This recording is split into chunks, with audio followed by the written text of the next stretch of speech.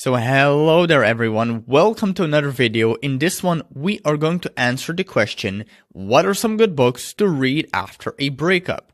Now, if you want the long answer, head on over to this little link here, maxjancar.com/books to read after a breakup. This is essentially my article on the top 20 books to read after a breakup.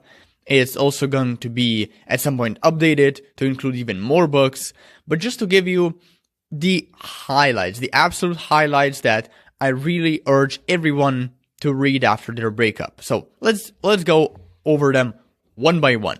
Starting with number 1, The Subtle Art of Not Giving a Fuck by Mark Manson. Now, if you've been an avid reader of my articles, if you've been an avid listener to my audio articles, you know I take a lot of theory and a lot of ideas from Mark Manson. He's kind of my role model, honestly.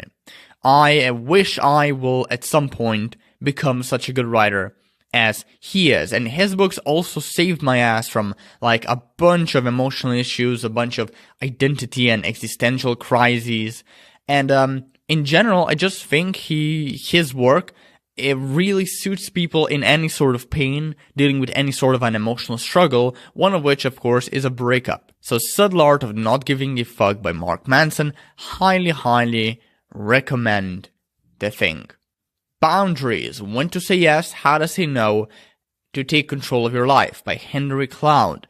Another book I wholly recommend because I know a lot of people who want to get an ex back, they are what's called an anxiously attached individuals. They have an anxious attachment style, which basically means in like everyday speech, they're needy. They're pushovers, they're pleasers, they are simps.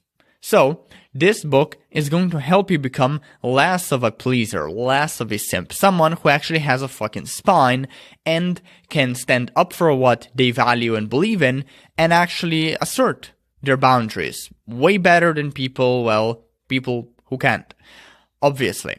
Now, the only gripe I have with this book is that maybe it's not a gripe for you. I personally am a very non-religious person. I don't like religion. I have my own philosophy around that. And this book really rubbed me the wrong way because it references religious prattle, religious quotes, and religious paraphrasations, if that's even a word, a lot. But if you don't like religion, I still highly encourage you to read this book. You can skip those highly religious sections. You can simply not take them so seriously because at its core, the principles of this book are timeless and they are based on proven psychology. So that's what I'll say about it. Then, of course, Stillness is the Key, an ancient strategy for modern life by Ryan Holiday. So like Mark Manson, I'm also a big Ryan Holiday fan. I'm big in Stoicism, although a bit more in existentialist philosophy.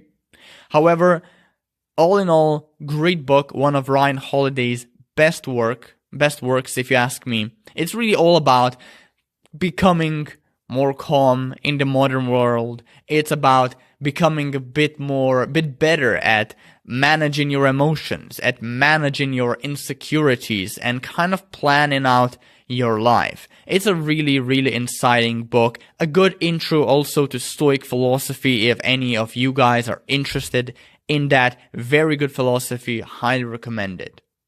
Then there's Getting the Love You Want, a guide for couples by Harville Hendricks. So this book is, I know it sounds very cheesy, but it's actually written in a very beautiful way by a person who is overly qualified for what he teaches. Like, the book dives into the unconscious, it dives into unconscious patterns that kind of throw you off, and it basically describes or helps you understand why some relationships fail and some succeed. So yeah, highly recommend it. The next book I also recommend is Self-Compassion, the proven power of being kind to yourself by Christine Neff. Now, this is also one of those topics that a lot of people think it's hippie-ish, it's too new agey, it's bullshitty. It's not. It's a legit field of psychology. A lot of very smart people also gather a bunch of studies on it. There's already a bunch of studies and a bunch of research proving the validity of this field. Like self-compassion, it does improve basically all your life areas, from your health, sleep, well-being, spiritual health. Like the benefits of this shit are all over the place. So I highly recommend you pick this book up, because it's going to teach you how to cultivate self-love and self-compassion into your life. And the cool part about this book is that it's not all just about theory. There's also a bunch of practical exercises built in that you can read and you can do, and you're gonna get results with. So yeah, that's 2 thumbs up. Nev Christine, awesome book. Then it's another book very similar to Getting the Love You Want, only it tackles the subject from a different angle. It's called Attached: The New Science of Adult Attachment and How It Can Help You Get and Keep Love, by Amir Levine. So another book on understanding why certain relationships fail and end up breakup, and why certain relationships succeed and stand the test of time. This book, I will say, is a bit easier to understand than Getting the Love You Want. It's an easier theory to wrap your head around. But all in all, the result is the same. You will start to understand why you do the shitty things you do, why you do maybe some of the healthy things you do, and why the accumulation of those shitty or healthy things lead to one result in your relationships or in your love life in general, and to another result, which is, like I said, failure or success. So then there is The No Contact Rule by Natalie Liu. Natalie Liu is another blogger just like me who has, by the way, I don't know her, not affiliated with her. I just read some of her stuff, or quite a lot of her stuff actually, and I keep finding myself nodding in agreement with what she writes. I think she's a brilliant writer. I think she has good ideas. The book, although flawed in many ways, it's like the best book, or like the definitive guide on the no contact. It's very insightful. It's not just a bunch of shit that you'll find on the internet. Although the gripes I have with it is that it's a bit long-winded for my taste.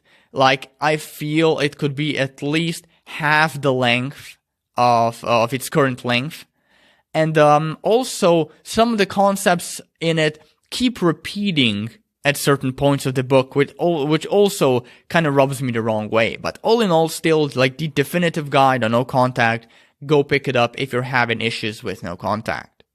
Then there's Finding Meaning: The 6th Stage of Grief by David Kessler.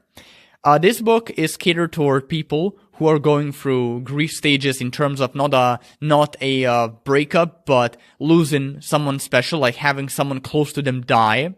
But even David, for example, makes this comparison of a breakup being a very similar experience than when someone close to you dies.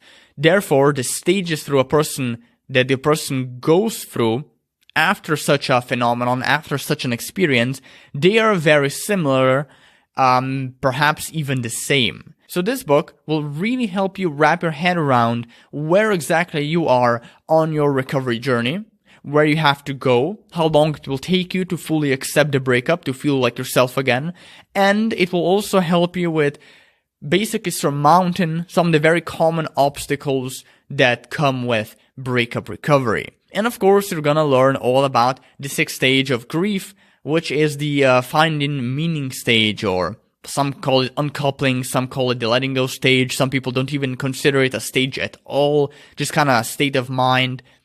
However you put it, it's a good book. It's going to help you feel like yourself again, kind of find yourself if right now you feel lost and confused and don't know what to do with your life. So yeah, highly recommend David's book. Now the last book is going to be kind of in the same ballpark of the book on boundaries. It's The 6 Pillars of Self-Esteem by Nathaniel Branden. It's a self-help classic. It does a very similar thing to, you've probably heard about it, No More Mr. Nice Guy by Robert Glover. It tackles very similar subjects and kind of gets you to achieve the same results. Only it's catered to men and women. It's a bit less niche, a bit more of a general type of work, but still just as powerful. It will essentially help you, like with boundaries, the book boundaries, help you build a spine, help you become the person who can stand up for himself or herself, the kind of person who not only erects strong personal boundaries, but also can maintain them, also can keep them even when people start to challenge this person on them, on their beliefs, on their values, on whatever they stand for. So that's essentially like my list of the absolute minimum, like most important books you should read after your breakup. Hope you enjoyed the list. If you have any other recommendations, any other book recommendations, put them in comments below. If you'd like to go deeper into breakup recovery, by the way, download my recovery cheat sheet, also link in the description below. And I'll see you in the next video.